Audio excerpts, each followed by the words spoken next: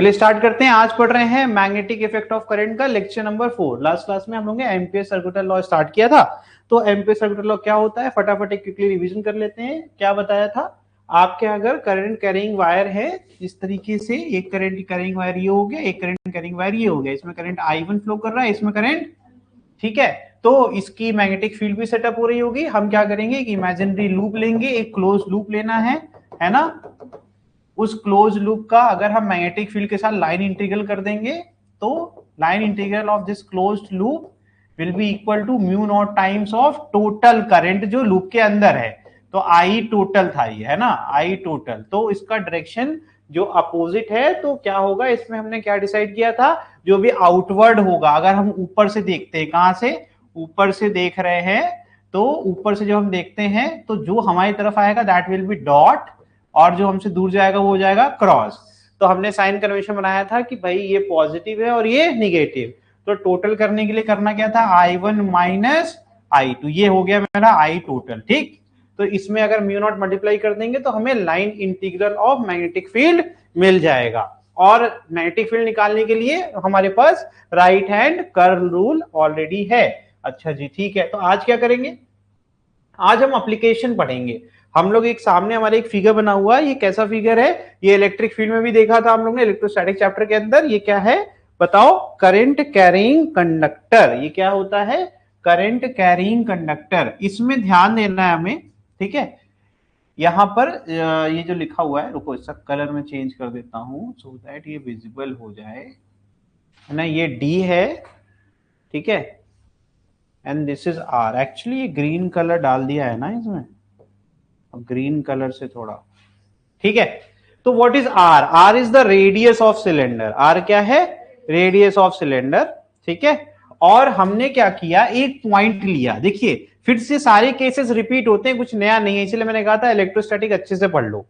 तो उसमें केस था कि भाई करंट कैरिंग कंडक्टर होगा, तो आपको अच्छे से पता है चार्ज कहां से फ्लो करेगा, सरफेस से। यानी करंट कहां से फ्लो करेगा, सरफेस से। इनसाइड कोई करंट होगा नहीं होगा। यानी ये प्रॉपर्टी, क्योंकि जो फ्लो ऑफ चार्ज है वही तो करंट होता है।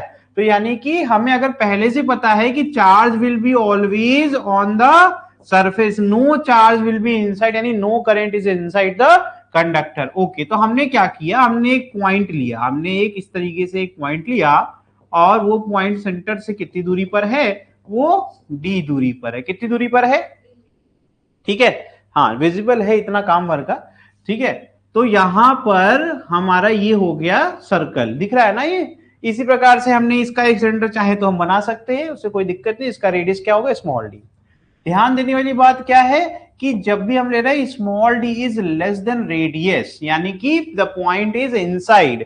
तो अब मुझे कुछ नहीं आता है, लेकिन मुझे ये बताओ, अगर मैंने ये इमेजिनरी लूप ले लिया जिसको एम्पियर लूप कहते हैं, कल ही पढ़ा था ना हम लोग ने, जो हम लोग लूप लेते हैं। अच्छा, इसी लूप पर हम क्या करते हैं, लाइन इंटीग्रल निकालते हैं। क्या, लाइन इंटीग्रल। तो मैं इसको ना नया फिगर बनाता हूं, क्योंकि विजिबिलिटी का इश्यू आ रहा है, तो मैं एकदम नया सा फिगर बना देता हूं, कोई बहुत बड़ी बात नहीं है। ये हमारा हो गया सिलेंडर, जिसका रेडियस कितना हो गया, आर, ठीक। अब हमने एक पॉइंट ले लिया और हमें सेंटर भी बनाना होगा, तो ये हो गया हमारी एक्सिस, और ये हो गया मेरा नया पॉइंट। ये पॉइंट मेरा क्या है, डी दूरी पर है। कितनी दूरी पर है, सेंटर से डी दूरी पर है। इसकी ही बात हो रही है, ठीक है। अब बताइए मुझे, जो करंट है, current is flowing from what, surface, है ना। There is no current, I inside लिख देता हूं, I inside is equal to 0, ठीक है। तो मेरा एम्पियर लूप है, यही है। अच्छा जी, तो यानी कि किसी को भी याद हो तो हम लोग कैसे मैग्नेटिक फील्ड निकालते थे, ताकि हमें बी और डीएल के बीच का एंगल मिल जाए। मैं वो भी कर देता हूं। करंट डायरेक्शन ऊपर की तरफ है, कर्ल बनाऊंगा, तो भैया मैग्नेटिक फील्ड की जो डायरेक्शन होगी वो कौन सी, अगर मैं ऊपर से देख रहा हूं, मैं कहां से देख रहा हूं, ऊपर से, है ना। ये मैं ऊपर से देख रहा हूं, तो ऊपर से देखूंगा तो मैं इसको, मैं इस पेन को ऐसे ले आ रहा हूं ताकि आप देख सके। फिर ये डायरेक्शन ऑफ करंट क्या था, नीचे से ऊपर ना, तो देखो नीचे से ऊपर ये हुआ, तो ये करंट डायरेक्शन हो गई, थंब प्लेस किया, और ये कर्ल। यानी कि कैसा कर्ल है आप बताओ मुझे देख करके, ये आपको एंटी क्लॉकवाइज नहीं दिख रहा है, यानी एंटी क्लॉकवाइज हुआ ना, ये एंटी क्लॉकवाइज हो गया, वेरी गुड। तो अच्छा, लूप की जो डायरेक्शन ली वो भी एंटी क्लॉकवाइज है कि नहीं है, यानी कि the angle between B and DL, अगर कोई मुझसे पूछ देगा, वैसे पूछेगा नहीं, वो क्या होगा, 0, क्योंकि दोनों का डायरेक्शन ऑफ सेम है। Okay, is equal to mu naught times of total current. तो करंट जो है बेटा वो इनसाइड क्या है, जीरो है ना, तो ये क्या हो गया, B DL cos zero is equal to zero. तो magnetic field inside the current carrying conductor जो है, या कंडक्टिंग जो आपका कंडक्टर है, वो क्या हो जाएगा, जीरो। तो हमें यही सीखना था कि इनसाइड मैग्नेटिक फील्ड क्या होगी, हमेशा जीरो। आउटसाइड तो सिंपल हो जाएगा, आउटसाइड क्यों जीरो नहीं होगी, तो आउटसाइड के लिए तो यही वाला फिगर यूज कर लेते हैं। मैं इसको मिटा रहा हूं, ठीक है, वीडियो से आप लोग यूज कर लेना, वीडियो पॉज करके आप ऐसे इसको बना लेना। चलो वापस से आते हैं, एक फिगर तो ऑलरेडी बना है ना। तो अगर हम कोई पॉइंट यहां ले लेते हैं, मान लो ये बाहर है कोई पॉइंट, ठीक है, मैंने ये पॉइंट ले लिया, इस पॉइंट का नाम मैंने क्यू दे दिया, ठीक है। दिस इज एट डिस्टेंस, मान लेते हैं सेंटर से ये दूरी कितनी है, एक्स मान लेते हैं, ठीक है, या इसको डी ही रखे, डी रखेंगे तो वो वाला फॉर्मूला मुझे कुछ चेंज नहीं करना पड़ेगा ना। ये हो गया तुम्हारा डी, है ना, ये लिखा हुआ है फॉर्मूला। तो अभी ये वाला डी भूल जाना है, क्योंकि हम दूसरा केस पढ़ रहे हैं, ठीक। तो अब इसका जो बनेगा, वैसे देखा जाए तो यही पॉइंट क्यों यहां पर बना सकता हूं मैं। अब इस तरीके से एक इमेजिनरी लूप बनेगा कि नहीं बनेगा, बताओ। ये लूप बन रहा है कि नहीं बन रहा है, ये लूप बन गया। अच्छा, इसकी डायरेक्शन अगर मैं कोई एलिमेंट निकाल के, क्योंकि अंदर मैं नहीं दिखा पाया था, अब मैं आपको एलिमेंट भी दिखा देता हूं। ये मेरा क्या हो गया, डीएल लेंथ, और इसका डायरेक्ट टैंजेंट क्या होगा, टैंजेंट ये डीएल का वेक्टर मिल गया। अब मैग्नेटिक फील्ड का बनाओ जरा, मैग्नेटिक फील्ड भी क्या हो गया, एसीडब्ल्यू। तो मैग्नेटिक फील्ड के लिए मैं एरो बना देता हूं, ताकि आप लोगों को समझ में आ जाए, है ना। तो दोनों का एंगल जीरो हो रहा है कि नहीं हो रहा है, ये समझ में आ गया ना, तो इससे आपको समझ में आता रहेगा ना। तो again according to Ampere circular law, B dot DL is equal to mu naught. अब बताओ मुझे, इस लूप के अंदर करंट जीरो है इस बार क्या, नहीं, सोचो ना, यहां पे कोई करंट नहीं है सर, यहां नहीं है, लेकिन कंडक्टर तो पूरा अंदर आ गया ना, और कंडक्टर के पास कितना करंट है, आई। तो इस बार आई टोटल जीरो ना होकर कितना हो गया, सिंपल है कि नहीं। अच्छा जी, अब ये बी डीएल कॉस जीरो करेंगे फिर से, B DL cos zero, integration लगाए रखो। कॉस जीरो वन होता है, बी कांस्टेंट है, बाहर आ गया, इंटीग्रेशन ऑफ डीएल। अब मुझे बताइए कितना ये डीएल कहां से, यहां से पूरा घूम के आएगा, तो सरकमफेरेंस ऑफ द सर्कल ना। अच्छा ये बताओ इसका रेडियस कितना है, डी, तो 2 पाई डी हुआ कि नहीं हुआ, तो ये is equal to mu naught, ठीक है। तो लिमिट क्या आ जाएगी, जीरो से, और इंटीग्रेशन डिफरेंशिएशन कट कर देता है, तो ये 2 पाई डी हो गया कि नहीं हो गया। तो the final answer become very simple, cross multiply तो करना है, तो जाएगा 2 pi D is equal to mu naught, तो बी इज इक्वल टू। तो आपने सीखा कि कैसे हम लोग एम्पियर सर्कुलर लॉ को अप्लाई करके हम लाइन इंटीग्रल ना निकाल करके हम निकाल लेते हैं मैग्नेटिक फील्ड। जैसे कि गॉस लॉ का एप्लीकेशन था फ्लक्स निकालना, लेकिन हम फ्लक्स नहीं निकालते थे, हम हमेशा इलेक्ट्रिक फील्ड निकाल लेते थे। इसी प्रकार से एम्पियर सर्कुलर लॉ का लॉ जो है वो line integral of magnetic field निकालना था, जिसको mu naught into total loop के अंदर जितना करंट आ रहा है उसका सम। लेकिन कर क्या रहे हैं हम लोग एप्लीकेशन यूज करते हैं, यानी न्यूमेरिकल। अगर एग्जाम के पॉइंट ऑफ व्यू से बात करें तो क्या सोचना चाहिए आप लोगों को कि जब भी हमें मैग्नेटिक फील्ड निकालनी होगी, तो अगर ऐसे क्वेश्चंस आएंगे तो सबसे बेस्ट ऑप्शन है एम्पियर सर्कुलर लॉ। इलेक्ट्रोस्टैटिक का क्वेश्चन आएगा तो गॉस लॉ। समझ में आ रहा है, तो इस तरीके से आप यूज करना सीखिए, फॉर्मूले के साथ उसका एप्लीकेशन भी याद रखिए। ये क्या है, तो अब मैं ना इसको आपको बना के दिखाता हूं थोड़ा सा। दिस इज योर सिलेंडर, मैं आपको सिलेंडर दिखाता हूं बना करके, बहुत प्यारा डायग्राम बनेगा इस बार, ठीक है। गाइडलाइंस है ना मेरे पास, ये हो गई इसकी हाइट इस तरीके से, और ये यहीं से होके गुजरेगी, ठीक है, दिख गया। ये तुम्हारा सिलेंडर है, तो सिलेंडर के इनसाइड मैग्नेटिक फील्ड क्या थी, जीरो। तो यहां से देखो फ्लैट लाइन आ रही है, ठीक। ये कहां है सर, ये तो एक्सिस ऑफ सिलेंडर हुई ना, तो ये सेंटर से होके गुजर रही है, यहां तो कोई है नहीं। करंट कहां से स्टार्ट होता है सर, करंट स्टार्ट होता है जब हम सरफेस पे आ जाते हैं। सरफेस क्या है, रेडियस, ये क्या लिखा है, आर। सडनली क्या होगा, स्पाइक करेगा जीरो से, अब कहां आ गया, मैक्सिमम। समझ में आ रहा है। अब मैक्सिमम क्यों है सर, क्योंकि इस यहीं से तो स्टार्ट हो रही है मैग्नेटिक फील्ड, इसके बाद तो घटेगी। तो यहां पर देखिए क्या है, बताइए, दिख रहा है, म्यू नॉट आई अपॉन 2 पाई। अगर कोई पूछेगा कि करंट कैरिंग कंडक्टर है और उसकी मैक्सिमम मैग्नेटिक फील्ड कहां होती है, तो आप क्या बताएंगे कि sir at the surface of the conductor. समझ में आ रहा है? मिनिमम पूछेगा तो आपके पास ऑप्शन है कि इनसाइड तो जीरो है, आउटसाइड में वो जीरो की तरफ जाएगा, इन्फिनिटी पे जीरो होगा, ठीक है। तो ये यहां से देखो ये डिक्रीज होता जाएगा क्योंकि डिनोमिनेटर आपका बढ़ेगा तो पूरी वैल्यू, ठीक है। ये रहा तुम्हारा ग्राफ, समझा करो। ग्राफ क्या है ना, ग्राफ से क्वेश्चन आते हैं, तो ग्राफ आप लोग ना अवॉइड करते हो, जबकि ग्राफ बहुत आसान होता है, जो पढ़ा है उसी को ही अप्लाई करना ग्राफ होता है, ठीक। चलिए भाई आगे बढ़ते हैं। तो यहां देखिए current is flowing uniformly through the conductor. Word जैसे यूनिफॉर्मली आ गया ना, तो now inside current is not zero. Inside current अब जीरो नहीं है, तो प्रॉब्लम शुरू हो गई। जब करंट इनसाइड जीरो नहीं होगा तो फिर हम उसको निग्लेक्ट नहीं कर सकते, है ना। जस्ट गिव मी 1 मिनट, एक मुझे करेक्शन दिख गया, मैं वो कर देता हूं।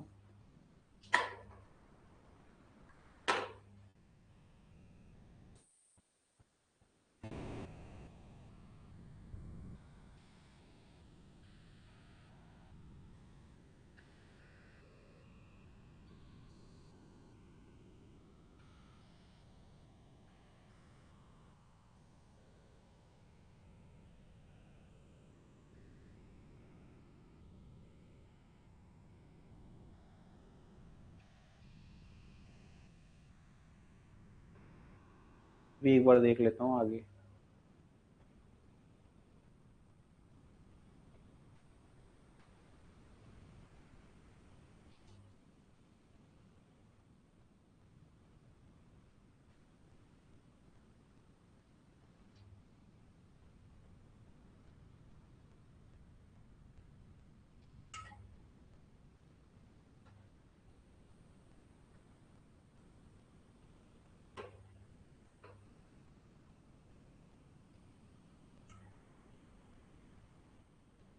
चलो, तो अब ऐसे क्वेश्चंस को कैसे सॉल्व करेंगे हम लोग, तो फिर से वही सेम अप्रोच। ये क्या आ गया तुम्हारा बी डॉट डी एल, हम कर क्या रहे, हम फिर से एम्पियर सर्कुलर लॉ इस्तेमाल करने बेटा, ठीक है। तो एम्पियर सर्कुलर लॉ पे तो कमांड हम लोगों ने कर रखी है, कैसे करते थे हमेशा की तरह सेम। हमने वही कंडक्टर लिया, इस बार इनसाइड भी करंट होगा आउटसाइड भी करंट होगा, तो मैं क्या करता हूं ना, नया फिगर बना देता हूं,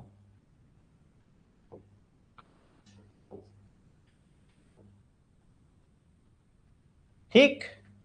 now you have the axis, ये तुम्हारा सेंटर हो गया, तुम्हारा सेंटर हो गया, ये हो गया तुम्हारा रेडियस, ये हो गया तुम्हारा रेडियस, ठीक है। अब हमने कोई पॉइंट, अब क्या है इनसाइड भी करंट है, मैं यहां एरोस बना देता हूं। द करंट इज यूनिफॉर्म, मतलब बेटा हर जगह करंट की वैल्यू सेम है, दैट इज आई, ठीक। अब मैं यहां पर एक सेंटर लेकर के एक पॉइंट इनसाइड लेता हूं, ठीक है, जिसका रेडियस कितना है डी, इसका रेडियस कितना है डी, ठीक। तो इसका एरिया निकालना होगा तो पाई डी स्क्वायर बोल सकता हूं मैं। सबको समझ में आ रहा है ना मैं क्या कहना चाह रहा हूं, पाई डी स्क्वायर समझते हो ना, पाई डी स्क्वायर, इसका रेडियस जो भी होगा, है ना। वेरी गुड, ठीक। चलो, ये इनसाइड एक पॉइंट ले लिया मैंने, इसी प्रकार से सरफेस का एक पॉइंट हो गया, सरफेस पे ये पॉइंट हो गया, और आउटसाइड ये पॉइंट हो गया। सारा केस एक बार में बता दिया मैंने ना। ये मेरा केस हो गया इनसाइड, ये हो गया सरफेस, और ये हो गया आउटसाइड। 1 2 3 क्लियर है। अब वो फिगर रहेगा तो हमें दोबारा कुछ इसको देखना नहीं पड़ेगा, ठीक है। चलो फटाफट समझते हैं, करंट डेंसिटी का कंसेप्ट पहली बार नहीं सुन रहे हैं। करंट डेंसिटी पढ़ के आए हैं कहां से, इलेक्ट्रिसिटी चैप्टर से। वो करता क्या है, टोटल करंट को total area of cross section जिससे भी करंट होकर गुजर रहा है उससे डिवाइड करना, इसी को कहते हैं करंट डेंसिटी, जिसका सिंबल होता है जे। तो आई अपॉन पाई आर स्क्वायर, क्योंकि वो कितने एरिया से गुजर रहा है, सिलेंडर के एरिया या कंडक्टर के एरिया से, जो कि हो गया पाई आर स्क्वायर, ठीक है। यहां तक किसी को कोई दिक्कत? चलो बढ़िया। तो अब मुझे ये बताओ, अगर मुझे ध्यान देना, अगर मुझे सिर्फ निकालना करंट थ्रू जो एरिया है जिसमें रेडियस कितना है डी, आई डी जो मैंने लिखा वो क्या है, या ऐसे कर देते हैं ना, current flowing through cross section area 1, ठीक है। 1 मतलब I1 मतलब हो गया जो 1 वाले रीजन से होके गुजर रहा है, ठीक है। तो I1 इज इक्वल टू क्या होगा, तो जो डेंसिटी होती है डेंसिटी से अगर मैं मल्टीप्लाई कर दूं रिक्वायर्ड एरिया को, तो क्या मुझे जितना है उतना नहीं मिल जाएगा, क्योंकि ये रिप्रेजेंट करता है पर यूनिट एरिया करंट। अब इसको जितने एरिया से मल्टीप्लाई कर दूंगा तो स्मॉलेस्ट एरिया से अगर जे करंट फ्लो कर रहा है तो जितने एरिया से मल्टीप्लाई कर दूंगा इतने एरिया में कितना करंट हुआ नहीं मिल जाएगा। अरे जो सबसे स्मॉलेस्ट करंट है वो कौन रिप्रेजेंट करता है बेटा, ये डेंसिटी है ना। तो मैंने इस तरीके से अपना फॉर्मूला बना लिया, तो ये J into pi D square बन गया। ठीक है, अब अगर हम चाहें तो इसको वी कैन एक्सपैंड, कोई बहुत बड़ी बात नहीं, यही करके दिखाता हूं। तो ये क्या हो जाएगा बताइए, आई कैपिटल है, स्मॉल ने कैपिटल यूज किया है, तो ये हो जाएगा pi R square into pi D square. क्या पाई से पाई काट सकता हूं, तो ये बन गया आई D square upon capital R, ये मेरा I1 है। अब समझ में सबको आ रहा है यहां कैसे ये आ रहा है फॉर्मूला। तो I D square upon R square, ये म्यू नॉट इंटू क्या लिखा हुआ है, दिस इज माई I1, किसी को समझना है, this is my I1। Okay, तो ये हो गया तुम्हारा, तुमने एम्पियर सर्कुलर लॉ ही लगाया और तुम्हारा सेम फॉर्मूला बनके तैयार हो गया। अब B dot D L is equal to this integration integration, है ना। तो ये डीएल का लिमिट क्या हो जाएगा, फिर से 0 से 2 pi D, is it okay. अब ये 2 पाई डी हो जाएगा, इंटीग्रेशन से डिफरेंशिएशन कट गया, तो this become 2 pi D, you can just cross multiply it, एक डी को एक डी से काट सकते हैं, है ना। The final formula looks like this, mu naught I D upon 2 pi, is it okay. तुमने इस तरीके से देखो निकाल लिया, तो ये है तुम्हारा फर्स्ट।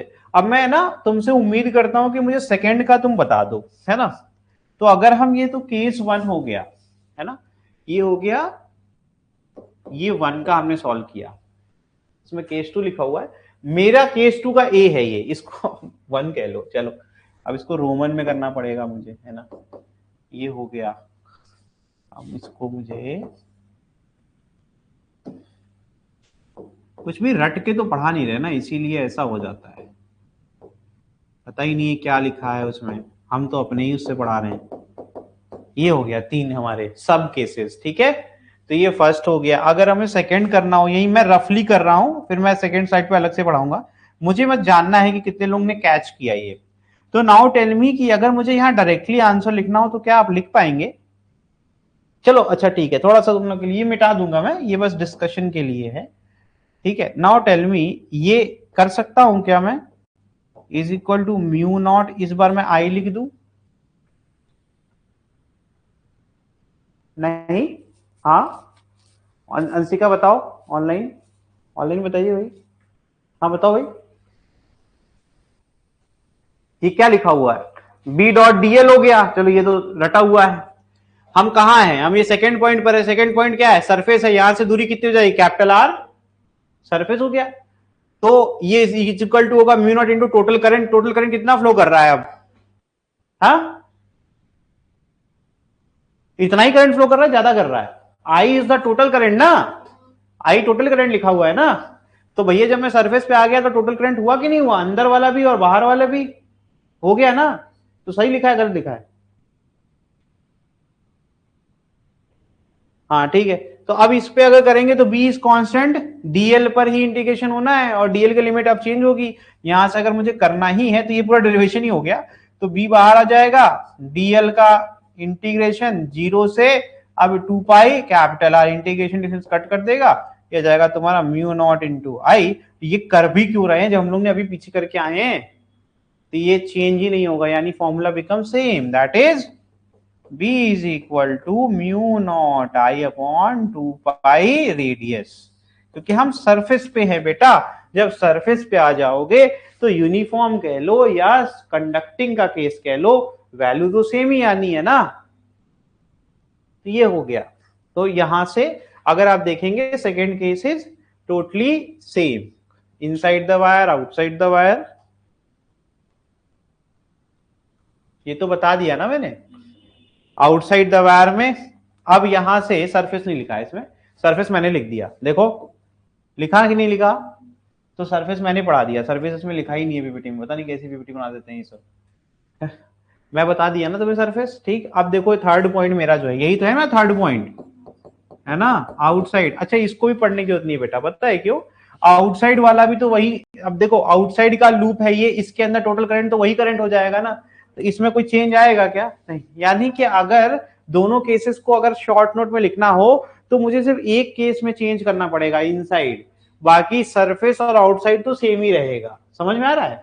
हम लोग पढ़ते क्यों हैं? फिर पढ़ते इसलिए ताकि पहले कंपैरिजन करने की स्किल तो आ जाए, कि हमें पता तो रहे ये हो रहा है। ठीक है, तो ये हो गया। अब ग्राफ कैसे बनेगा सर? भैया ग्राफ फिर वैसे ही बनेगा, ये तुम्हारा हो गया सिलेंडर, है ना।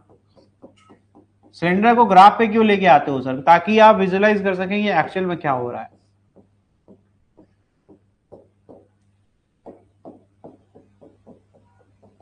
ठीक है, ये हो गया। तो मैं ये दिखा रहे हैं कि ये सरफेस वाला पॉइंट है। ठीक, अब inside is not zero but it is increasing linearly. अब ये कैसे आपको पता सर? मैं बताता हूं ना भैया।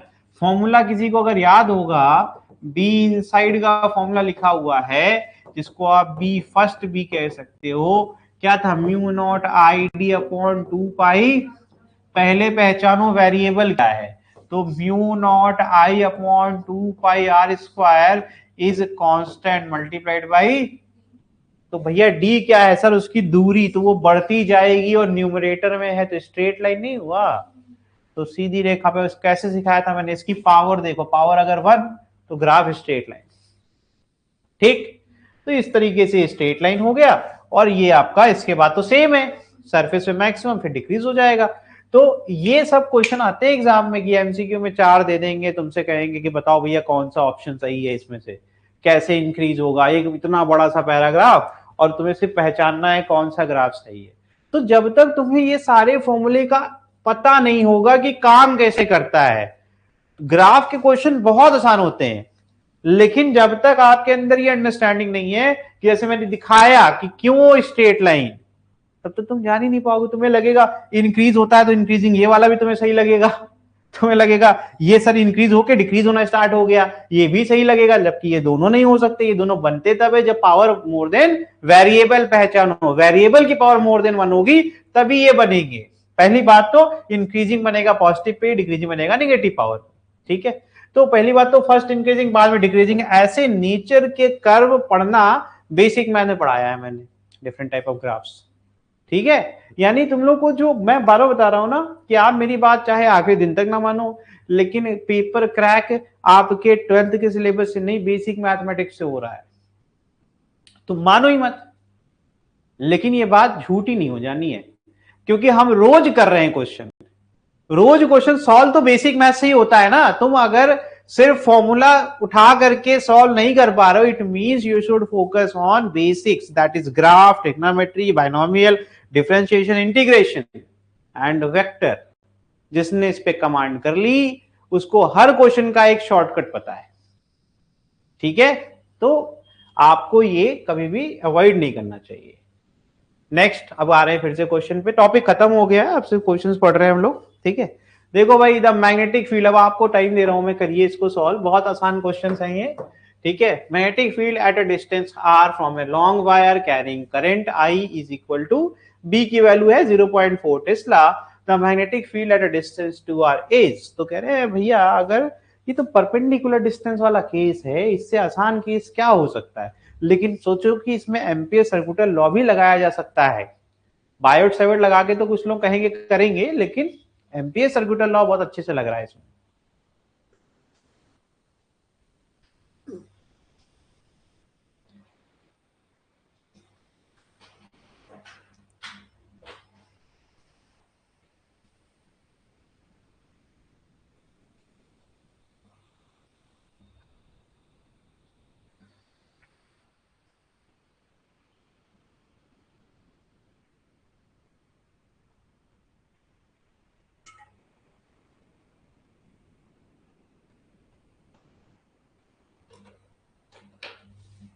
अभी तो फॉर्मूला बना के आए हो, इनसाइड आउटसाइड सब तो तुम लोग ने मुझे बता दिया, तो यूज क्यों नहीं कर रहे हो? करो यूज,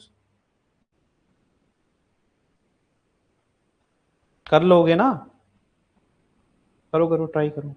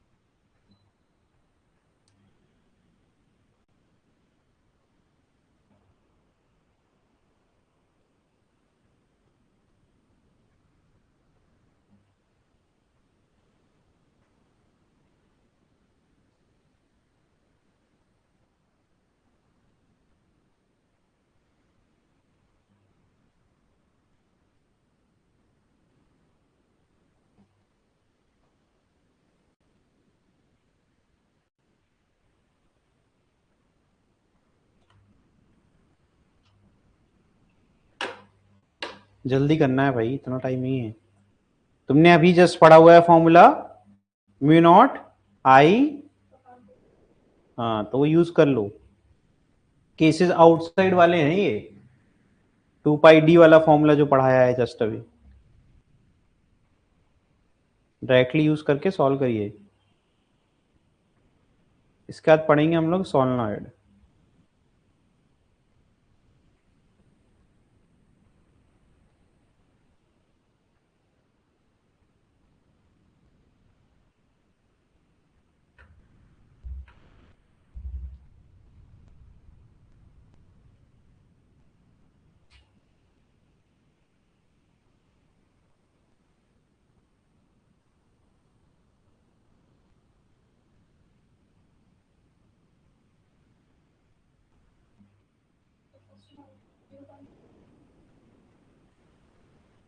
क्या बेटा,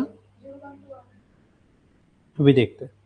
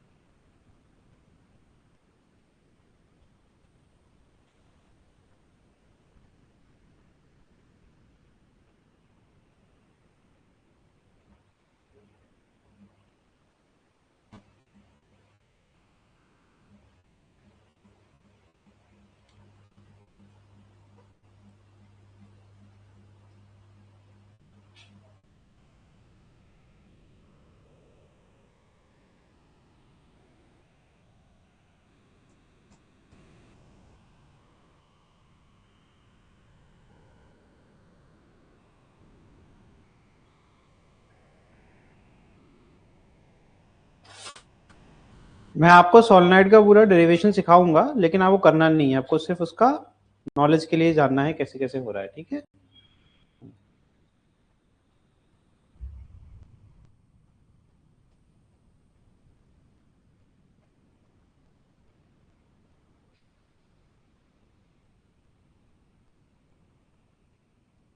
चलो मैं सॉल्व कर देता हूँ, इतना ये कठिन था नहीं क्वेश्चन। इसमें सिर्फ हम लोग को इतना करना था, एक ही तो फॉर्मूला पड़ा है। कितना आया आपका, सबका आ गया? तो मुझे बताना नहीं है इसका मतलब, है ना, लेकिन बताऊंगा मैं फिर भी।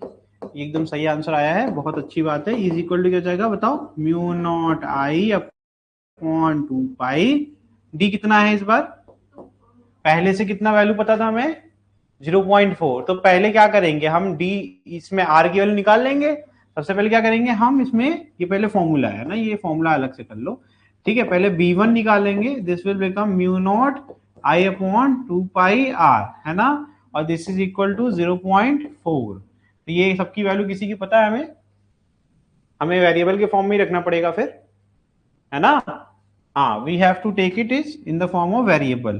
तो यहां से इतना ही करो बस, mu naught I upon 2 pi R is equal to mu naught I upon 2 pi into 0.4। इसको एज इट इज रखो, इतना टेंशन लेने की कोई बात नहीं, ठीक है। एंड उसके बाद क्या हो जाएगा, b2 is equal to mu naught I upon 2 pi into 2r, है ना। 2 इसके बाद आर की वैल्यू पुट कर दो, आर की वैल्यू है क्या, म्यू नॉट आई, और डिनोमिनेटर का डिनोमिनेटर कहाँ आता है, न्यूमरेटर, ये हो जाएगा 2 पाई इंटू 0.4। यही तो आएगा, जो चीजें कट रही हैं वो चीजें काट डालो, है ना। तो this become 0.4 divide by 2 which is equal to 0.2 tesla. इतना ही करना था आपको, वेरी गुड, कर लिया सबने। चलिए, तो आ गया 0.2 टेस्ला। नेक्स्ट ये क्वेश्चन करिए जरा, तो और आसान क्वेश्चन है। कह रहे हैं if a long hollow copper, hollow है बेटा, अंदर कुछ भी नहीं है ना, carries a magnet current, when current कहाँ होगा, सरफेस पर, तो मैग्नेटिक फील्ड प्रोड्यूस्ड क्या है, both inside outside of the pipe. Inside तो होगा ही नहीं, इनसाइड तो होगा ही नहीं, क्योंकि अभी जस्ट पढ़कर के आ रहे हैं, आउटसाइड होगा, इनसाइड नहीं होगा, फिर नीदर इनसाइड नॉर आउटसाइड, तो we have only one option ना, सरफेस पे भी होगा लेकिन ऑप्शन में नहीं है, तो हमारे पास आउटसाइड ही लेना पड़ेगा। तो ये हो गया तुम्हारा।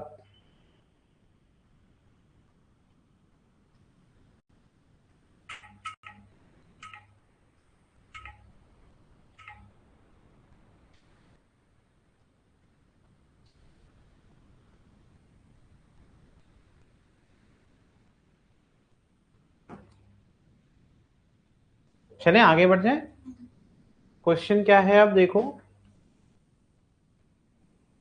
A straight wire of diameter 0.5 millimetre, और कह रहे हैं carrying a current of 1 ampere is replaced by another wire of 1 millimeter diameter carrying the same current, the strength of the magnetic field for away is। तो कह रहे हैं कि कितना, ये तो तुम देखो, सोचो, ये तो तुम सोचो, कॉमन सेंस का क्वेश्चन है, क्वेश्चन को मतलब ही नहीं है। जल्दी करो, इतना टाइम नहीं है बच्चों यार, तुम्हें अभी पढ़ाया मैंने, we have to take the ampere loop outside के दोनों केसेस में। फर्क क्या पड़ता है कि कितना मोटा वायर है, उसमें तो करंट फॉर्मूला ही पढ़े होते अगर ढंग से। बी आउटसाइड था mu naught I upon 2 pi D, तो इसमें कहां से रेडियस आ गया, रेडियस का कोई मतलब है क्या, चाहे इसमें रखो चाहे इसमें रखो, आंसर तो वही आएगा, because current is same. Current बदल देते तब तो कुछ फर्क पड़ता।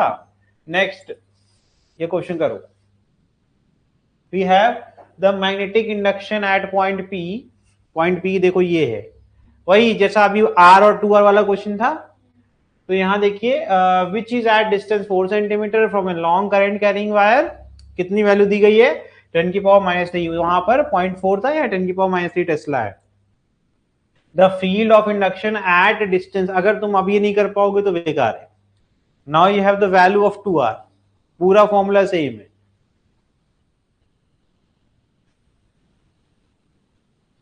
तो we can calculate the value of current from this value ना, हम ये वाले पे बी एट पी गिवन है, तो ये हो जाएगा mu naught I upon 2 pi D, है ना। ध्यान सुनना, अगर मैं क्या कर दूं, 2 पाई का मल्टीप्लाई, सॉरी 2 का मल्टीप्लाई और 2 का डिवाइड, तो मेरा बन जाएगा ये म्यू नॉट अपॉन, ये हो जाएगा, this becomes 2 upon 2, this become mu not upon 4 pi which is 10 की पावर -7, इसलिए तो कर रहा हूं, इंटू 2 आई अपॉन डी, बीपी कितना है 10 की पावर -3, ये आ जाएगा 10 की पावर -7, कितना आ गया, ये आ गया -4। ये सब आपको डेवलप करनी पड़ेगी टेक्निक भाई। नीचे 2 अपॉन क्या है, 2 अपॉन इसको भी रखोगे क्या, एसआई में रखोगे ना, तो क्या है ये 4 सेंटीमीटर ना, तो 4 गुणे 10 की पावर -2, ये आई हो गया, ठीक है। अब ध्यान से देखना, 10 की पावर -4, 10 की पावर -2 बचेगा -2, ये बचेगा 1/2, क्रॉस मल्टीप्लाई कर दो तो 2/10 की पावर -2 इज इक्वल टू आई। तो कितना आ गया, अब दिमाग लगाओ, 200 एम्पियर करंट मिल गया तो वहां पुट कर दो।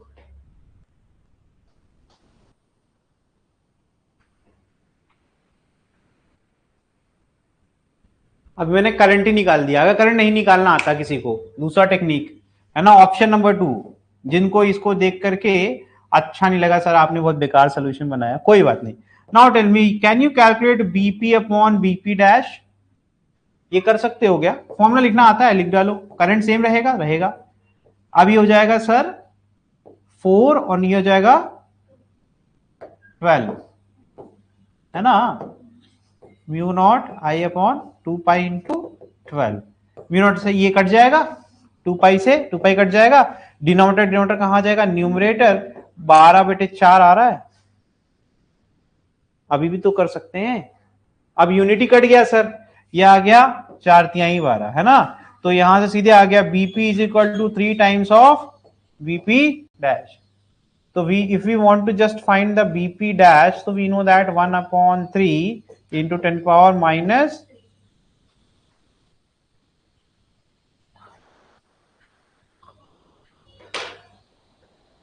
3.33 into 10 power minus 4। हाँ भैया, अब कुछ लोग कहेंगे नहीं गलत पढ़ा दिया। अरे मेरे भाई, BP dash is equal to 1/3 करोगे 0.33 आएगा, 10 की पावर -3 है, मैंने 10 का मल्टीप्लाई कर दिया, 10 का डिवाइड कर दिया, तो 10 का मल्टीप्लाई करूंगा ये 3.33 बन जाएगा, और 10 का जो डिवाइड है ऊपर आएगा 10 की पावर माइनस। तो ये भी अच्छा सोल्यूशन है, वो भी अच्छा सोल्यूशन है। ये तब काम आएगा जब तुम्हें आई की जरूरत हो, लेकिन मैंने देखा कि आई की जरूरत ही नहीं पड़ेगी तो मैंने बदल दिया। तो भाई देखो, स्ट्रेटजीज तो बनती ही हैं जब हम काम करते हैं उस पर, ठीक है। अब इसको मैं मिटा दूंगा because now this is useless, we have better option. तो जब आप पढ़ेंगे ना, तभी आप एनालाइज करेंगे कि कौन सा काम तुम्हारे लिए करेगा, कौन सा हर जगह ये भी नहीं काम करेगा, ठीक है। सब कुछ पता होना चाहिए। आगे बढ़े, ये करो। Two identical non conducting wire AOB, this is AOB horizontal wire, है ना, और COD भी हमारा हो गया, ये हमारा वर्टिकल वायर है वाई एक्सिस के लॉन्ग, क्योंकि हमारा प्लेन ऐसे लेटा हुआ है, ठीक। अब ये हो गया मेरा Z एक्सिस, तीनों एक्सिस है इसमें। तो कह रहे हैं at right angle each other with one above, हो गया, फिगर देख लिया। The wire carries I1 and I2 current, तो I1 AOB का करंट हो गया, I2 COD का करंट हो गया। एक पॉइंट P है जो कि Z एक्सिस पर है, दोनों के परपेंडिकुलर। ये लाइन भैया इसके भी परपेंडिकुलर होती है, यानी इसकी जो दूरी होगी वो परपेंडिकुलर डिस्टेंस की तरह काम करेगी, यानी दोनों की मैग्नेटिक फील्ड यहां से होके गुजर रही होगी। ठीक, करके दिखा देता हूं, ये देखो, एक की इधर जा रही है और इस वाले की ये ऐसे है, ये अंदर की तरफ जा रही है, दोनों एक दूसरे के अभी भी परपेंडिकुलर है। ये जो दो सर्कल बनेंगे एक दूसरे के 90 डिग्री होंगे, ठीक है, यही तो मजा है। चलो आगे देखो, तो कह रहे along the direction to the plane containing the magnetic field at P। तो कह रहे भैया टोटल मैग्नेटिक फील्ड, मतलब बहुत आसान है, दो वेक्टर हो गया। फिर से बना के दिखाता हूं, ये देखो, ये इस तरफ, ठीक है, और ये अंदर की तरफ, ये दो वेक्टर हो गए। ये हो गया मेरा BCOD, ये हो गया BAO। मजेदार बात क्या है, इनके बीच का एंगल 90 है। तो हमें बस रिजल्टेंट निकालना है, क्या हमें नहीं आता है, ये दो वेक्टर के बीच में एंगल 90 है, तो A² + B² का रूट ही तो करना है, हा? तो दोनों का मैग्नेटिक फील्ड निकालो, जो कि कैसे निकलेगा, BCOD और BAO, फॉर्मूला तो अभी भी सेम है, म्यू नॉट I2 अपॉन क्या हो जाएगा 2πD, और ये हो जाएगा म्यू नॉट I1 अपॉन 2π।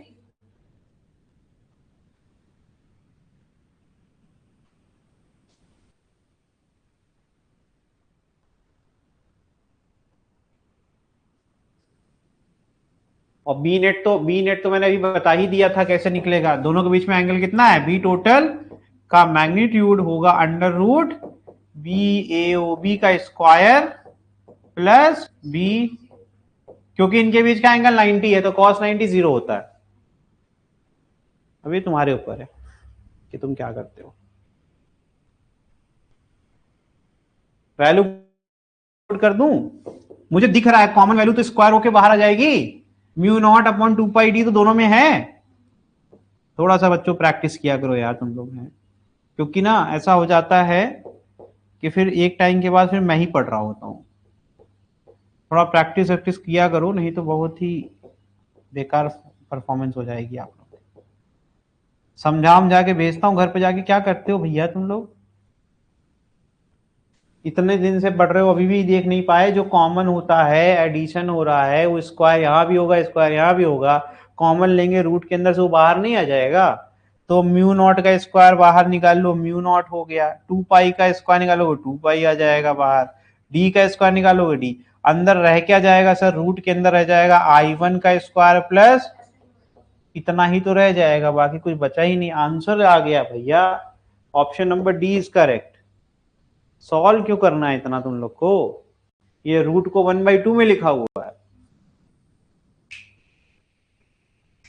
तो मेरे बताए बिना आना चाहिए ना, सब बता देंगे, ये भी बता दिया यहां भी बता दिया फॉर्मूला बता दिया, इतना टाइम लगेगा सॉल्व करने में। चले भाई आगे बढ़ जाएं,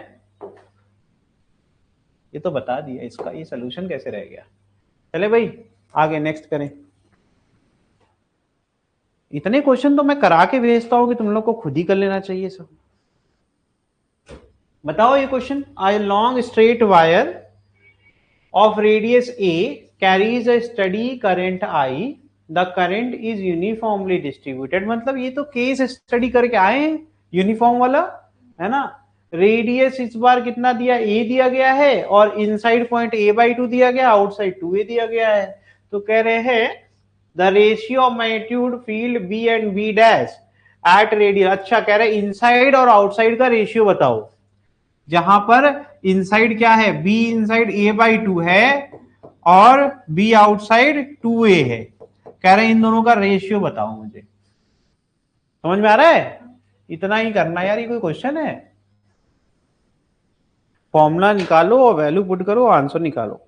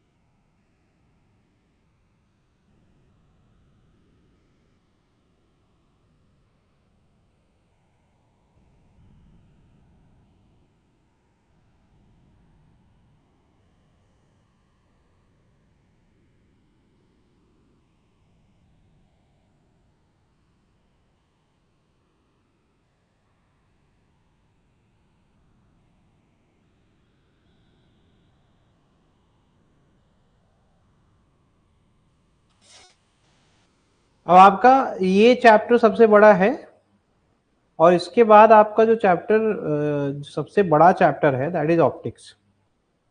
इसके बाद सारे चैप्टर छोटे छोटे हैं। मैग्नेटिक इफेक्ट आपने खत्म कर लिया तो वंस यू फिनिश दिस उसके बाद आपका चैप्टर सारे छोटे छोटे हैं। 11th में बहुत पढ़ा हम लोग ने।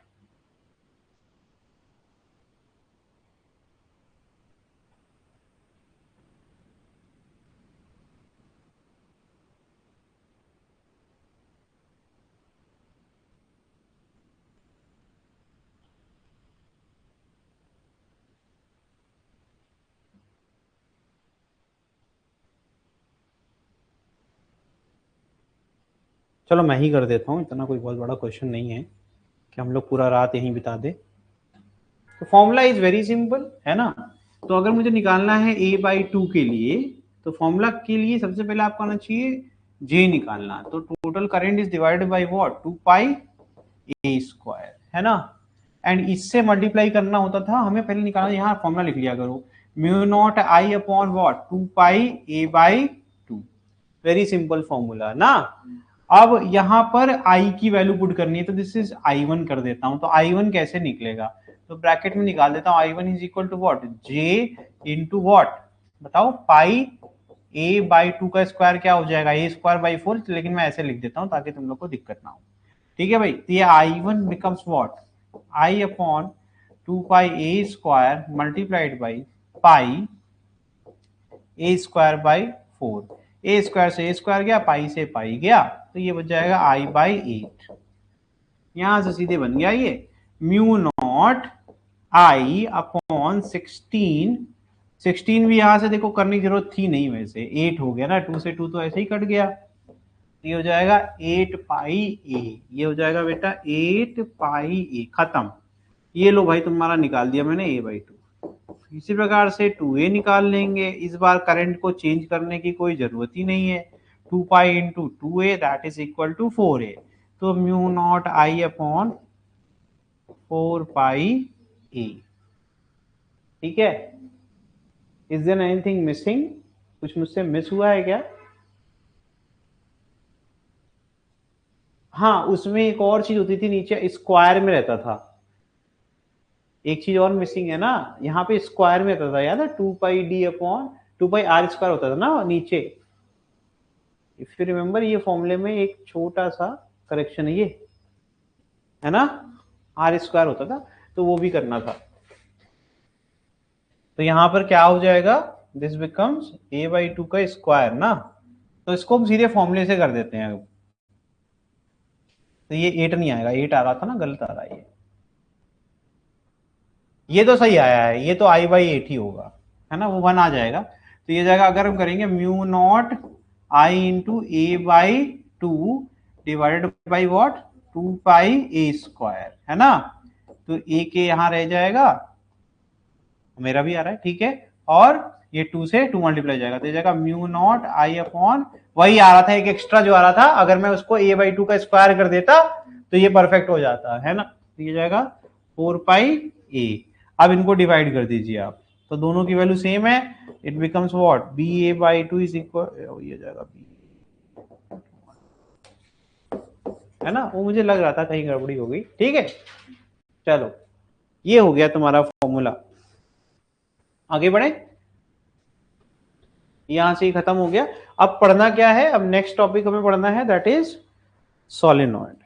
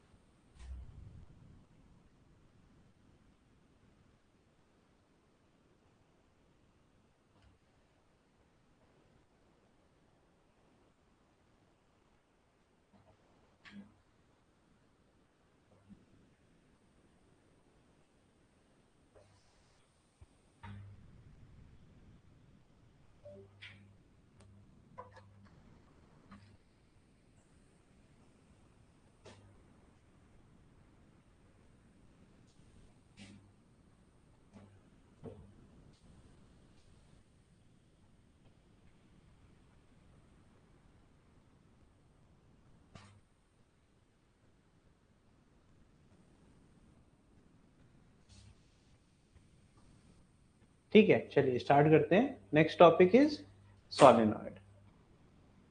पहले भी इसके बारे में मैंने बताया था आपको।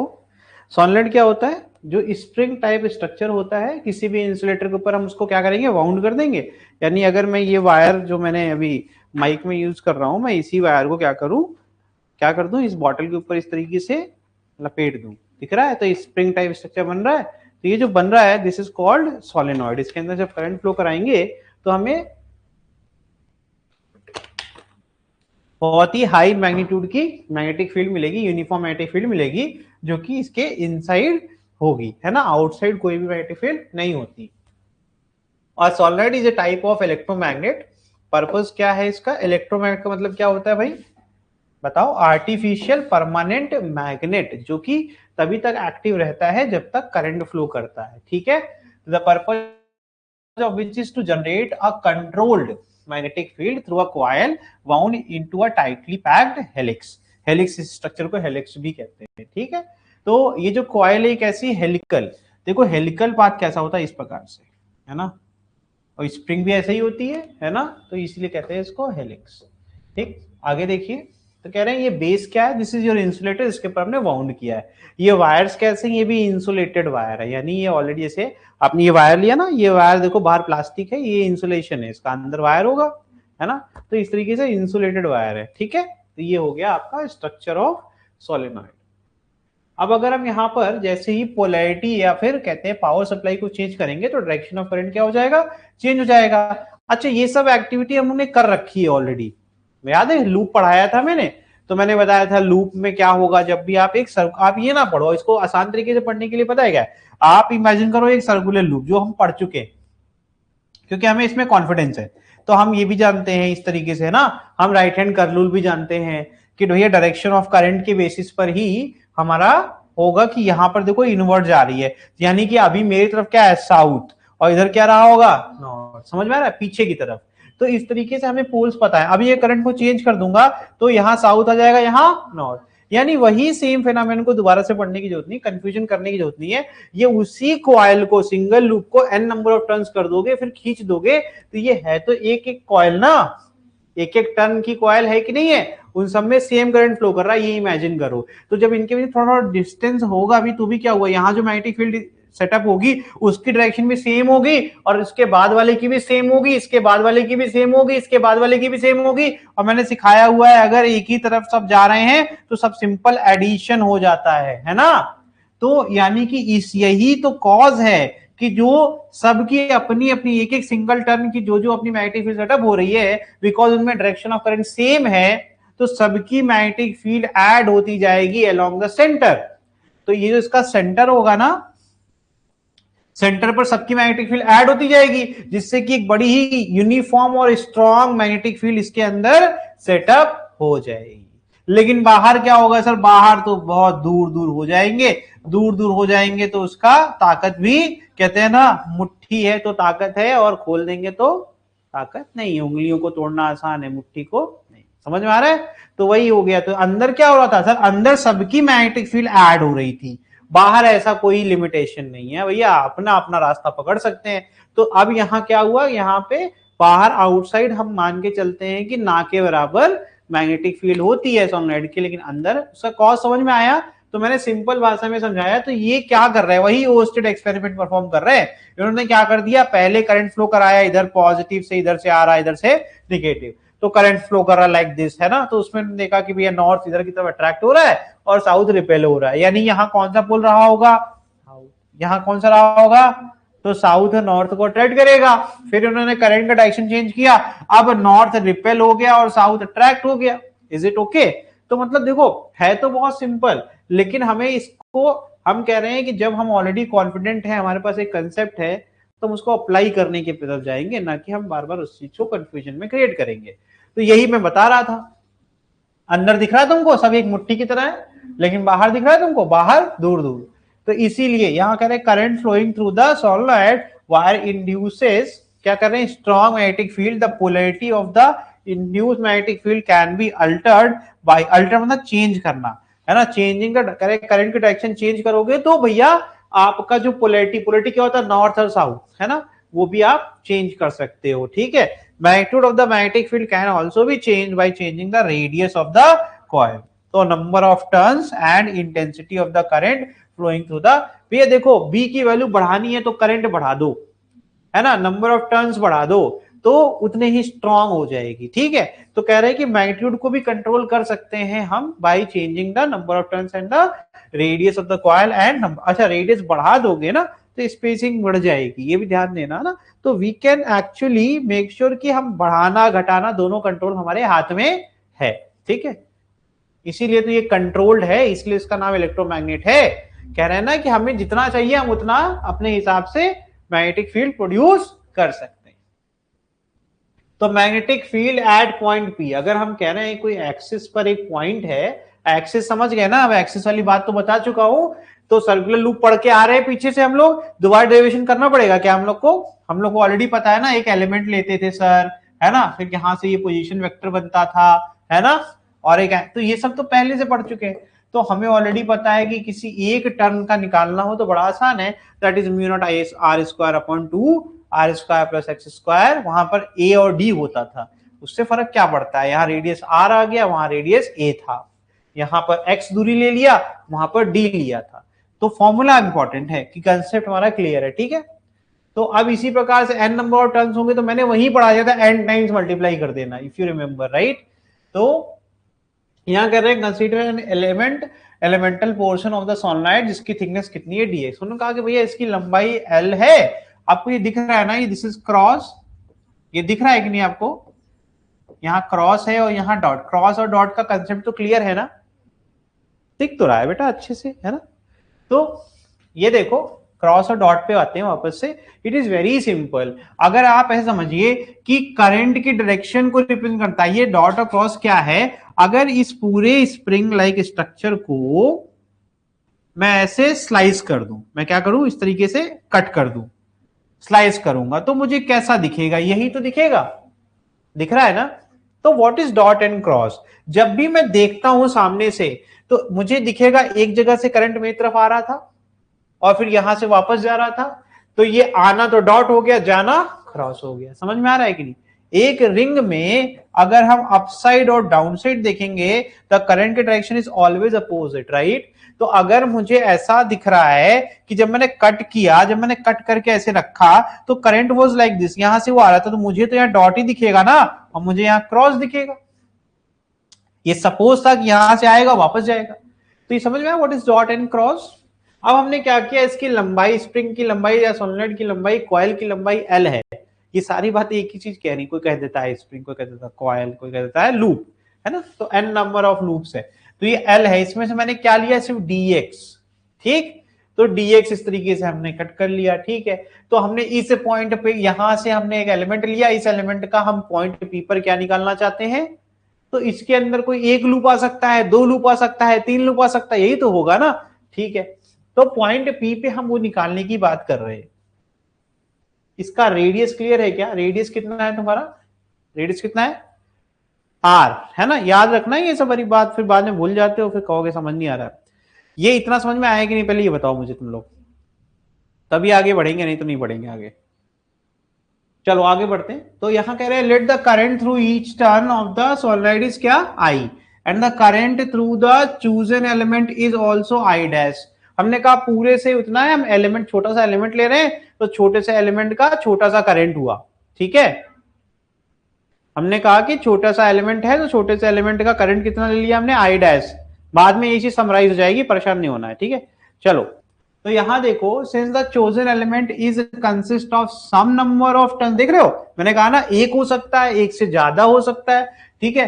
And point P is also on the axis of the solenoid, the magnetic field at point due to this element is given by. अच्छा तुम छोड़ो ये सारी बातें, ये बताओ मुझे, ये फॉर्मूला क्लियर है क्या, क्लियर है क्या। अब सोचो, मैं पूरे फिगर को सिंपल कर रहा हूं, जो मैंने dx लिया ना उसमें ओ सॉरी रुक जाओ बनाता हूं, ठीक। अब ये मैंने एक और बना लो, है ना, ये मैंने dx लिया था, दिख रहा है, इसकी एक्सिस पर होगा पॉइंट P, यहां पॉइंट P होगा, तो क्या हम निकाल सकते हैं म्यू नॉट एन आई वाला फॉर्मूला यूज कर सकते हैं कि नहीं कर सकते हैं? अच्छा ये बताओ यहां पर जो भी लेंथ आएगी दैट विल बी ऑलवेज जो लेंथ ऑफ व्हाट, बताओ, जो हमने ये छोटा सा लिया था एलिमेंट, तो dx के रिस्पेक्ट में अगर हम बात करेंगे तो जो हम मल्टीप्लिक, अगर हम सिंगल टन का निकालेंगे, सिंगल टन का फॉर्मूला क्या होगा, मुझे बस सिंगल टन का बताना, जिसमें करंट आपको आई डैश बोला मैंने, बताओ। तो अगर हम इस फॉर्मूले को अगर लिखना चाहें, अगर मुझे इस फॉर्मूले को लिखना हो तो व्हाट आई विल राइट, देखो ध्यान से, मैंने कहा छोटी सी magnetic field mu naught I dash, ठीक है। अब बताओ आर स्क्वायर लूंगा कि नहीं लूंगा, बिल्कुल लूंगा, वो तो रेडियस है सर, कांस्टेंट है, उससे कोई मतलब नहीं है, वेरिएबल चेंज होता है कभी भी कांस्टेंट चेंज नहीं होता, आप मॉडिफिकेशन करेंगे तो वेरिएबल चेंज आएगा, ठीक है। और क्या आ जाएगा यहाँ पर, नीचे क्या आ जाएगा बताओ, 2r स्क्वायर प्लस जो भी पॉइंट पी की दूरी है, अगर वो एक्स स्क्वायर लिया मैंने एक्स लिया तो यहाँ क्या आ जाता है 3/, इज इट ओके, समझ में आ रहा है कि नहीं, ओनली करंट इज चेंजिंग। तो आगे देखिए, तो magnetic field at P due to elemental ring अगर हम लेंगे तो क्या वो ये होगी कि नहीं होगी, मैंने पीछे लिखा, अच्छा ये पार्ट दिख रहा है कि नहीं, हाँ दिख रहा है।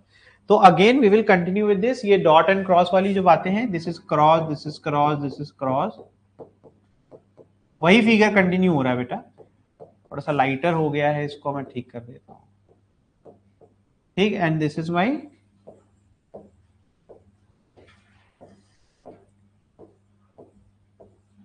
ठीक है, और ये मैंने dx लिया होता है, दिस वाज द एक्सिस, ठीक है, और ये हो गया मेरा लोकेशन, ठीक, समझ में आ गया, ठीक है। चलो फिर कंटिन्यू करो इसको, आगे बताओ, यहां तक क्लियर है, ये मैंने भी बताया तुम्हें दोबारा से, देखो डेरिवेशन करना बिल्कुल नहीं है, बस समझने के लिए, क्योंकि न्यूमेरिकल कोई ढंग का आ गया तो उसके लिए आप कर सको। If the solenoid of has n turn, तो क्या हो जाएगा, the length of the solenoid will be l, then the number of turns per unit length अगर निकालनी है तो कैपिटल N अपॉन L, अरे स्मॉल n क्या होता है, total number of turns upon total length, ठीक है।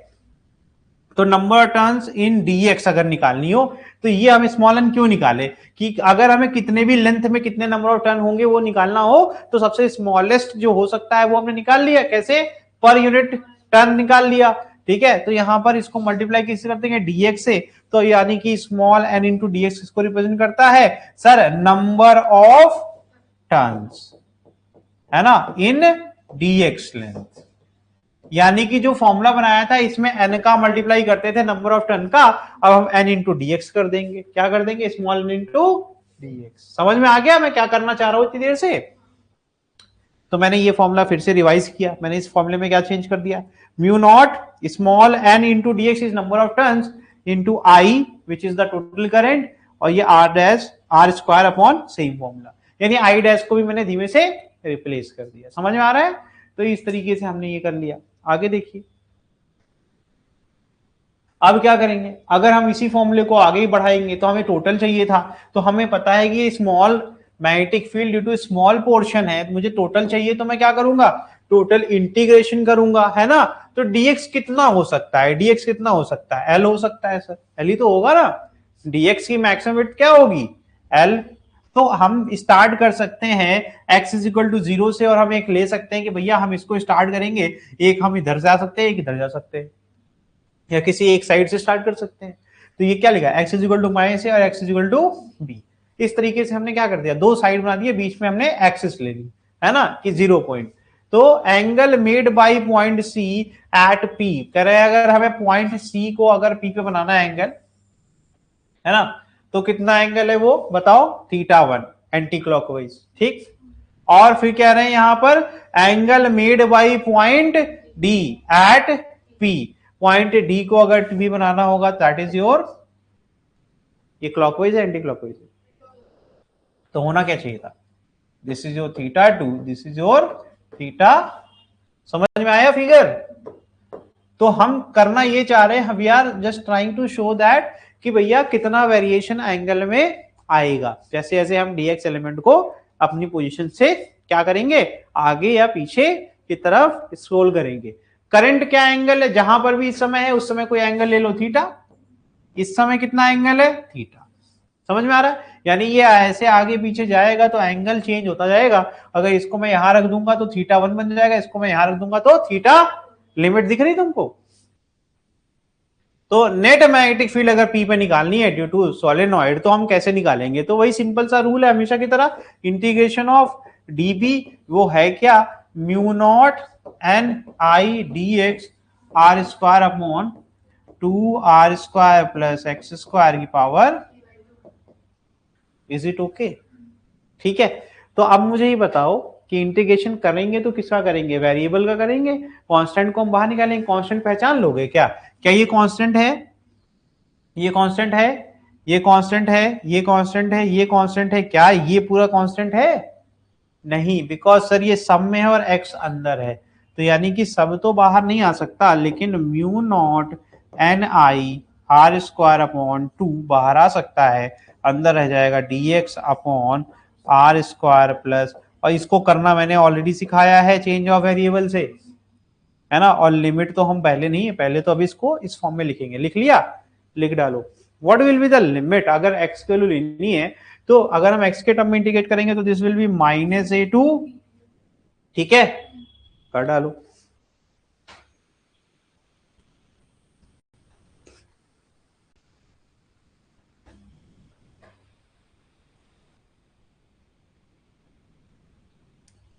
फिर इसको एंगल में भी ले आ दूंगा मैं, कोई दिक्कत नहीं होगी, लिमिट चेंज भी कर सकते हैं, x की वैल्यू तो पुट करनी है।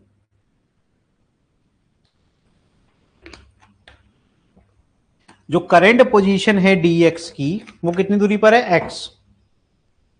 जो करंट पोजीशन है dx की ये कितनी दूरी पर है, यही तो चेंज होकर के b और -a होगा। तो यहां से अगर पाइथागोरस लगाए, बाय पाइथागोरस थ्योरम, बताओ भैया ये एक ट्रायंगल दिख रहा है, ये दिख रहा है ट्रायंगल जिसमें एंगल कितना है, थीटा। मैं कुछ मिटाने वाला हूं यहाँ, है ना, अभी वीडियो है आपके पास तो आप आराम से घर पे जाकर के देख सकते हैं।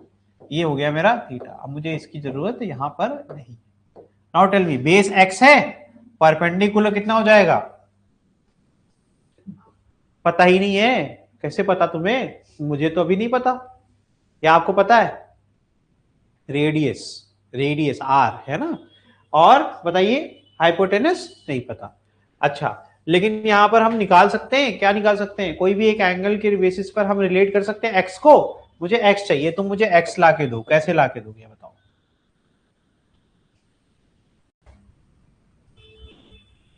tan theta is equal to perpendicular upon hypotenuse पता नहीं है, परपेंडिकुलर अपॉन बेस, यानी R R upon X is your tan theta. तो x is equal to what, R upon tan theta, जिसको आर कॉट थीटा कह सकते हैं।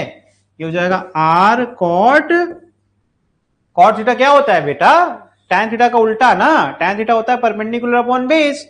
तो भैया परपेंडिकुलर ये रहा जो कि है कितना, रेडियस, और ये x है, ठीक। तो भैया इसका उल्टा करेंगे तो x अपॉन आर आएगा ना, तो x इज इक्वल टू निकाल लिया मैंने। अब देखो पूरा खेल ही बदल जाएगा, जब मैं x निकाल सकता हूं तो मैं dx भी निकाल सकता हूं, है ना। Differentiating both side dx is equal to क्या आ जाएगा बताओ, r तो एज इट रहेगा, कॉट का क्या हो जाएगा, minus cosec square theta, minus cosec square theta, minus यहां आ गया, और d थीटा।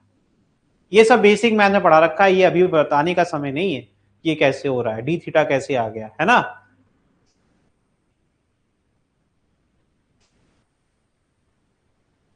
बस सब कुछ बदल गया, सारा गेम ही बदल गया। अब यहाँ dx हट जाएगा, dx हटेगा थीटा के टर्म में तो यहाँ लिमिट चेंज हो जाएगी, समझ में आ रहा है, और नीचे भी पूरा मामला चेंज हो जाएगा।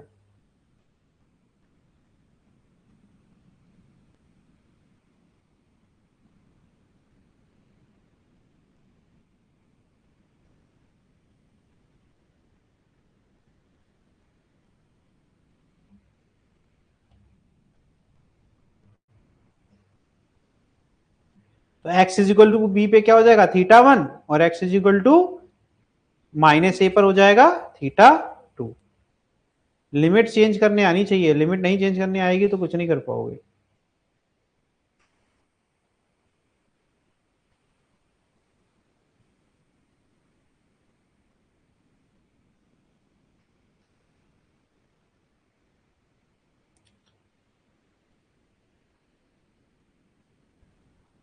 और x इज इक्वल टू क्या था, r cot थीटा। चलो तो यहां से देखो, तो यहां से अगर इसको पुटिंग दिस इन इक्वेशन 1, ये रहा मेरा इक्वेशन नंबर 1। अब लिमिट चेंज करना जिसको मतलब सीखना हो तो मैं सिखा देता हूं, ये वैसे आपके काम का नहीं है, सिखा दे रहा हूं मैं, ऐसी कोई बात नहीं है। देखो लिमिट कैसे चेंज होती है, बहुत आसान काम है ये बस देखना है, करना कभी नहीं है इसको, ठीक है। देखो जब x is equal to B है, लिमिट चेंज कर रहे हैं, ठीक, तो कॉट थीटा क्या हो जाएगा, बी अपॉन आर, ठीक। तो कॉट थीटा 1 ही हो जाएगा, थीटा की जगह क्या आ जाएगा, theta 1 is equal to B upon R. तो थीटा क्या हो गया, थीटा 1, लिमिट क्या हो गई, x is equal to b पर theta is equal to theta 1। इसी प्रकार से जब आपका x is equal to minus a है तो कॉट थीटा क्या हो जाएगा, माइनस ए अपॉन आर। अब इसी को अगर हम माइनस साइन को एडजस्ट करना चाहते हैं तो एक और फॉर्मूला होता है, कॉट 180 माइनस थीटा, ठीक है। तो कॉट 180 माइनस थीटा पे भी क्या हो जाएगा, ए अपॉन आर। तो theta is equal to cot 180 minus theta क्या हो गया, A upon R, because Pythagoras में नेगेटिव वैल्यूज तो आती नहीं है ना। तो यहां से आ जाएगा theta is equal to theta 2। समझ में आया, तो ये हो गया तुम्हारा। तो यहां देखो ये है भी 180 माइनस थीटा 2, क्योंकि ये वाला ट्राइंगल तो यहां बन रहा है ना, समझ में आ रहा है, ये आर हो गया और ये तेरा X is equal to minus. Okay, तो इस तरीके से तुम्हारा बैलेंस हो गया, मतलब उसमें पढ़ना नहीं है हमें, बिल्कुल भी नहीं पढ़ना है आपको, कहीं भी इसका यूज करना नहीं है हमें एग्जाम में, सिर्फ आपको जानकारी के लिए बता दिया मैंने। तो सीधे आओ, ये आ गया, अब इसकी वैल्यू पुट करके दिखाता हूं। देखो यहां लिमिट चेंज हो गई, जहां माइनस ए था वहां थीटा 2 आ गया, और फिगर से ये चीज दिख रही है हम लोग को, इतनी मेहनत क्यों करें, ठीक। अब यहां पर क्या था, r था, तो r स्क्वायर को नहीं छेड़ा मैंने, x को छेड़ा, x is equal to r cot theta, तो उसका स्क्वायर करेंगे तो r square cot square theta दिख रहा है। r स्क्वायर देखो यहां से कॉमन हो रहा है, और मैंने कल ही सिखाया 3/2 में से क्या निकल जाएगा, r का क्यूब, और बचेगा 1 प्लस कॉट स्क्वायर थीटा। क्या ये आइडेंटिटी याद नहीं आ रही तुम्हें, तो यहां से सिंपल है, यहां से बहुत सिंपल हो जाता है। तो यहां देखो ऊपर तो आर कोस, ये सब तो बड़ा आसान है, तो यहां से आर क्यूब निकला कि नहीं निकला, 1 प्लस कॉट स्क्वायर थीटा क्या होता है, कोसेक स्क्वायर थीटा, फिर से ये स्क्वायर है तो ये क्या निकलेगा, कोसेक क्यूब थीटा निकलेगा, क्योंकि 1/2 तो कैंसिल हो गया, ठीक है। तो यहां बचेगा क्या, देखो इतना आसान हो जाएगा। अब मैं यहां से सॉल्व कर देता हूं, क्योंकि यहां से बड़ा ही आसान है।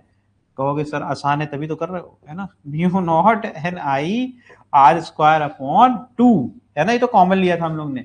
अंदर वाली चीज जो समझ नहीं आती, minus R cosec square theta D theta, नीचे क्या आ गया सर, आर का क्यूब आया था तो एक आर तो यही चला गया, ये स्क्वायर बचा, और मल्टीप्लीकेशन में निकला क्या, कोसेक का क्यूब थीटा निकला, तो कोसेक थीटा लिख देता हूं क्यूब, ये यहां से पूरा कट गया।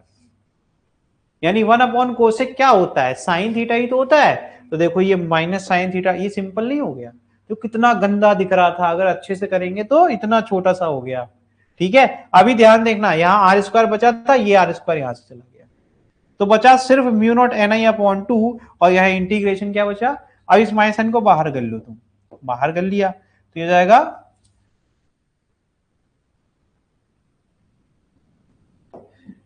Mu naught N I upon 2 integration of sine theta. बताओ जरा साइन थीटा का इंटीग्रेशन क्या होता है,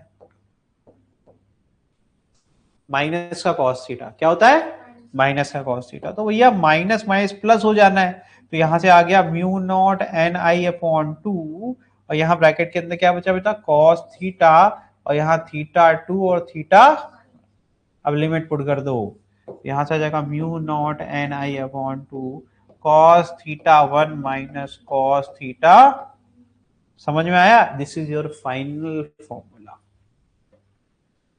सब ठीक कर दिया था, ये रह गया कैसे, दिख रहा है तुमको, ये दिख रहा है कि नहीं, ओके। तो ये हो गया तुम्हारा, ये है तुम्हारा फाइनल फॉर्मूला। वैसे तो बहुत बड़ा है, लेकिन अगर समझ लिया तो बहुत छोटा है, ठीक है।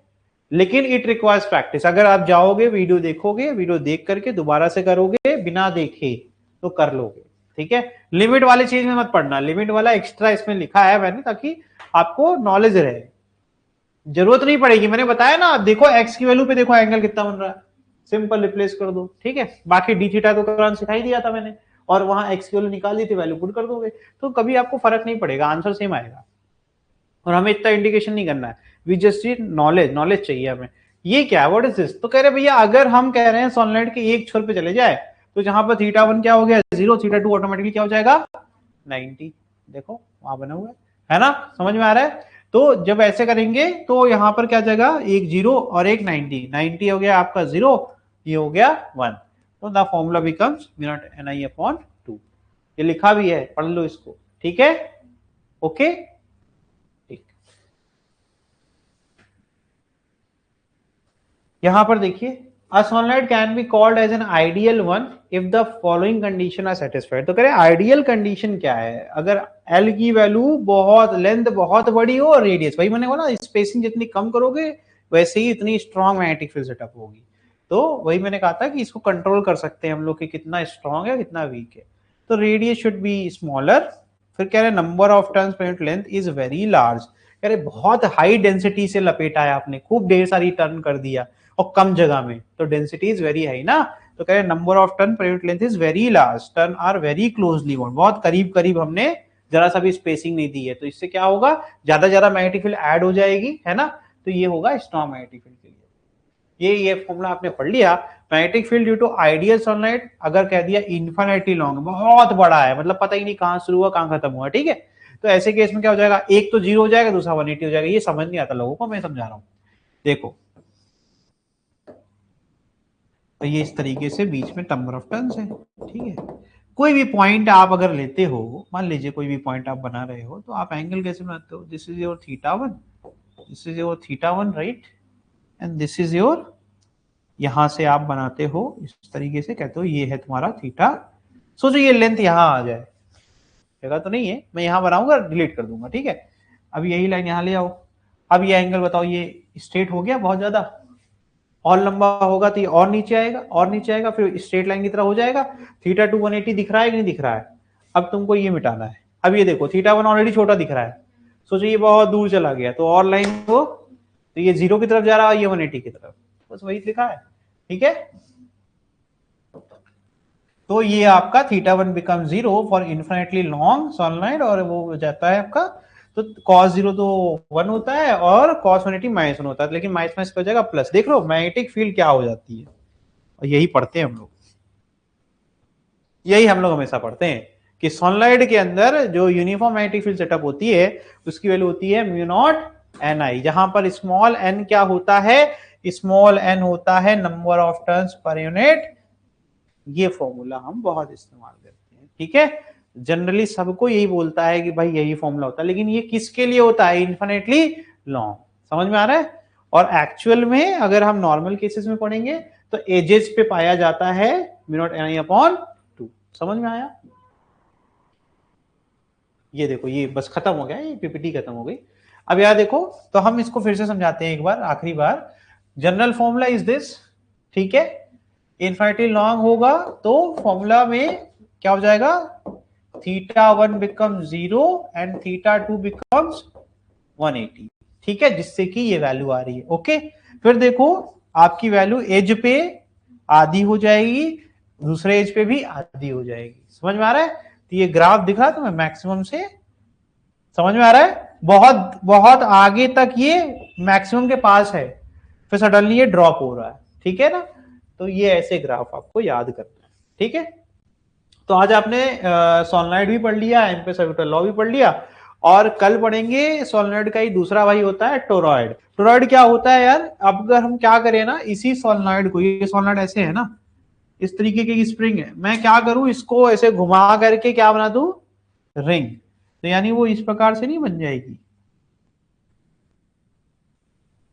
हाँ बनी कि नहीं बनी, ये होता है टोरॉइड, ठीक है। जिसमें जो एक्सिस थी वो सीधी होकर के अब यहां जा रही थी यहां पर, और यही बन जाएगा मेरा नया रेडियस, यही बन जाएगा मेरा, ठीक है। इसको पढ़ेंगे अगली क्लास में, ठीक है। चलो आज के लिए इतना ही, अब मिलेंगे हम लोग अगली क्लास में, थैंक यू, ठीक। समझ में आ रहा है कि नहीं आप लोग को?